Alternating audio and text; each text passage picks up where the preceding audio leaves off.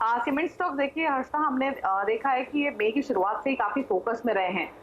जो खबरें आई थी वो यही थी कि अप्रैल के मुकाबले मई में डिमांड इंक्रीज हुई है, और आज आईसीआईसीआई सिक्योरिटीज की एक रिपोर्ट आई जिसमें उन्होंने कहा है कि एक चैनल चेक उन्होंने किया है, जिससे एक इंडिकेशन ये मिल रही है कि मई के मुकाबले जून के जो वॉल्यूम्स हैं वो और भी स्ट्रॉन्ग रह सकते हैं। तो यानी मंथ ऑन मंथ बेसिस पे जो जून के सेल्स वॉल्यूम है वो बेटर रहने की पॉसिबिलिटी है। इसके अलावा अर्बन एरियाज में तो अभी भी डिमांड जो है वो थोड़ी सी सॉफ्ट है, लेकिन रूरल और सेमी अर्बन एरियाज में जो डिमांड है वो काफी स्ट्रॉन्ग आ रही है, और ये डिमांड यहाँ पर सस्टेन कर सकती है। एक और इम्पोर्टेंट चीज ये कि नॉर्दर्न, सेंट्रल और ईस्टर्न रीजन में कोई भी लेबर अनअवेलेबिलिटी के इश्यूज नहीं है, तो ये इम्पैक्ट नहीं करेगा सीमेंट कंपनीज को। इसके अलावा अगर सदर्न और वेस्टर्न मार्केट्स की बात करें तो वहां पर भी लेबर धीरे धीरे रिटर्न होना शुरू हो रही है, तो वो भी कंसर्न यहाँ से एज ऑफ होते हुए दिख रहे हैं। तो अक्रॉस ऑल रीजन सीमेंट के जो लेबर इश्यूज हैं वो नहीं है, और साथ ही साथ डिमांड भी इंक्रीज होती हुई दिख रही है। एक चीज इंपॉर्टेंट ये है कि मई के बाद वापस जून में भी जो कंपनीज है वो प्राइस हाइक कर रही हैं, और 15 से 20 रुपए प्रति बोरी हमने देखा है कि हर महीने इंक्रीज हुए हैं मार्च ऑनवर्ड्स प्राइसेस में, तो ये भी एक कुशन इन कंपनीज को देगा। एक्सपेक्टेशन यही है कि जो सीमेंट प्राइसेस है वो शायद यहाँ से अब तो फर्म रहे, लेकिन इंपॉर्टेंट बात ये है कि डिमांड यहाँ से फर्दर इंक्रीज होती हुई दिखेगी, क्योंकि डिमांड ऐसा भी माना जा रहा है कि जो प्री इलेक्शंस है उससे प्री इलेक्शन से पहले भी जो डिमांड है वो बढ़ सकती है। बिहार में क्वार्टर 4 में इलेक्शन होने, उत्तर प्रदेश में कैलेंडर 22 के फर्स्ट हाफ में होने, तो उससे पहले कंस्ट्रक्शन एक्टिविटीज बढ़ सकती हैं। तो इसीलिए जो मोमेंटम बना है इन स्टॉक्स में वो सस्टेन हो सकता है, क्योंकि यूटिलाइजेशन लेवल भी इंक्रीज हो रहा है, डिमांड भी इंक्रीज हो रही है, प्राइसेस भी बढ़े हैं। तो अक्रॉस ऑल पैरामीटर्स अभी जो सिचुएशन है सीमेंट कंपनीज के लिए फेवरेबल हो रही है। इसीलिए आईसीआईसीआई सिक्योरिटीज ने कुछ टॉपिक्स भी बताया, उनके शील सीमेंट और अल्ट्राटेक सीमेंट दोनों टॉपिक है, लेकिन अगर बाकी स्टॉक्स की आप देखेंगे तो सब पर उनकी रेटिंग बाय ही है। अल्ट्राटेक पर 4725 के टारगेट है, एसीसी पर 1520 के, अंबुजा सीमेंट पर 210 के टारगेट है। तो सीमेंट स्टॉक्स पर व्यू पॉजिटिव है। शुक्रिया दीपाली इस अपडेट के लिए।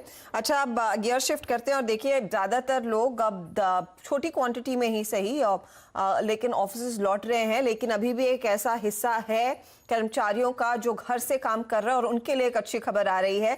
जल्द ही आप अपने केबल टीवी की लाइन पर ब्रॉडबैंड की सेवा भी ले सकते हैं। सरकार ने इसकी गाइडलाइन तैयार कर ली है और जल्द ही इसे मंजूरी भी मिलने वाली है। ज्यादा डिटेल्स असीम मनचंदा के हाथ हैं। असीम, ये देखिए वर्क फ्रॉम होम में कमाल का यहाँ पर पॉलिसी चेंज साबित होगा, क्योंकि नॉर्मली लोग एक तो केबल टीवी रखते हैं और दूसरा अलग से ब्रॉडबैंड सेवा ले रहे हैं।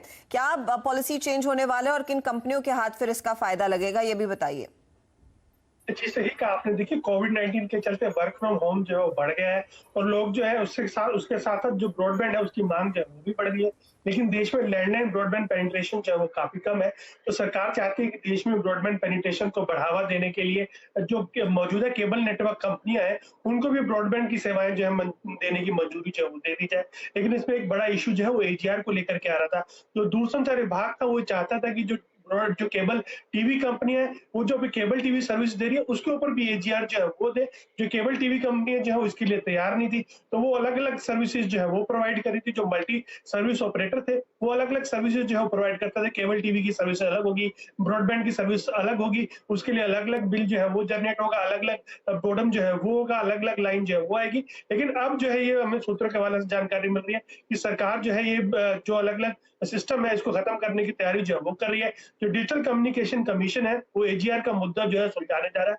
अगली बैठक में डिजिटल कम्युनिकेशन कमीशन जो है एजीआर के मुद्दे को सुलझाने को हरी झंडी जो है वो दे सकता है। एक बार ये मुद्दा जो है वो सुलझ जाता है तो जो सूचना और प्रसारण मंत्रालय इसके लिए गाइडलाइन जो है वो जारी कर देगा। उसके बाद जो केबल टीवी कंपनियां हैं वो आसानी से एक ही वायर के ऊपर, यानी कि उनको अलग अलग वायर नहीं लेनी पड़ेगी, एक ही वायर के ऊपर, एक ही ब्रॉडबैंड, एक ही बॉक्स के ऊपर वो केबल टीवी की सर्विसेज और ब्रॉडबैंड सर्विसेज जो है वो दोनों दे पाएंगे। एक ही बिल जो है वो चार्ज कर पाएंगे।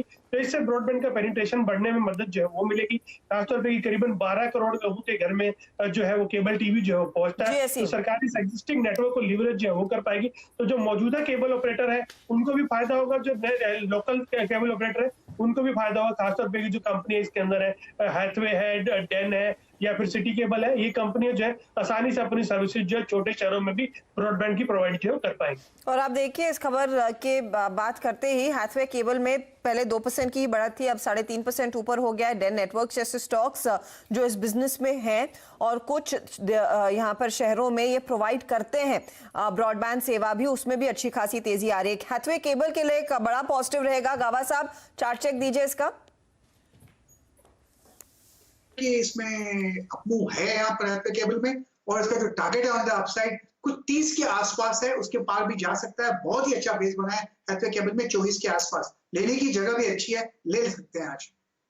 साहब अगर 30 के लिए ले रहे हैं 30 के लिए स्टॉप होगा 24 पर स्टॉप लॉस लगाई, यानी कि मौजूदा भाव से 2 रुपए नीचे, और खरीदारी का कैंडिडेट स्टॉक आ चुका है बस 7% ऊपर इस खबर के चलते, और यहाँ पर बड़ा मूव देखने को मिला है। वॉल्यूम्स में भी अच्छी खासी बढ़त नजर आ रही है। चलिए लेंगे एक छोटा ब्रेक के बाद फोकस होगा 2 दिग्गज कंपनियों पर। एक है रिलायंस, जिसने एक और बड़ी डील हासिल कर ली है जियो प्लेटफॉर्म के लिए, और दूसरा हीरो मोटोकॉर्प, जिसके नंबर्स कल आने वाले हैं।